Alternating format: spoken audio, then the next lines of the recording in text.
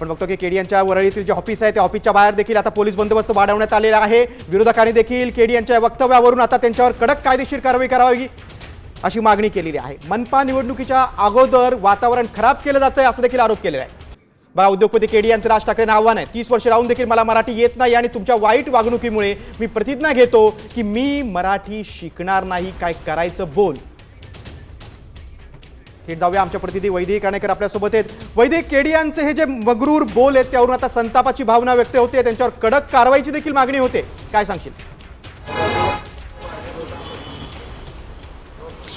नक्कीच आपण बघतोय की केडीएनने जे विधान केलेलं आहे, जे ट्विट केलेलं आहे, या संदर्भात कुठेतरी आता राग जो आहे तो प्रत्येक मराठी माणसांमध्ये बघायला मिळत आहे। मी सध्या वरळी येथे आहे आणि वरळीचं आपण बघतोय की विवकचं हे ऑफिस आहे। या ठिकाणी 112 या ठिकाणी जे आहे ते केडीआय यांचं व्हर्च्युअल ऑफिस आहे, मात्र याच्या बाहेर मोठ्या प्रमाणात हा पोलीस बंदोबस्त सध्या तैनात ठेवला असल्याचं पाहायला मिळतं आहे।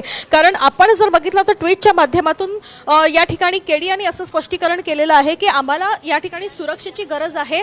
कारण ज्या पद्धतीचं त्यांचं ट्विट बघायला मिळालं होतं, या ट्विटच्या मार्फत त्यांनी स्पष्टपणे सांगितलं होतं की 30 वर्ष मी मुंबईमध्ये राहतो, महाराष्ट्रात राहतो, मात्र मला मराठी येत नाही आणि मी नाही शिकणार असं स्पष्टीकरण त्यांनी दिल्यानंतर पोलिसांकडून देखील त्यांनी सुरक्षा जी आहे ती मागितलेली असलेले बघायला मिळते आणि त्या परिणाम आपण बघतोय की या ठिकाणी पोलीस बंदोबस्त या ठिकाणी सध्या बघायला मिळत आहे। तर पोलिसांनी या ठिकाणी येऊन आढावा देखील घेतलेला आहे, मात्र हे व्हर्च्युअल ऑफिस असल्याचं त्यांना सांगण्यात आलेलं आहे। त्यामुळे आपण बघतोय की केडीआय सध्या या ठिकाणी उपलब्ध नाहीयेत, मात्र सुरक्षा जी आहे ती त्यांना देण्यात यावी या संदर्भातलं स्पष्टीकरण जे आहे ते त्यांनी मागितलंय आणि ते सुरक्षा जी आहे ती त्यांना मिळावी या संदर्भात खरं तर मागणी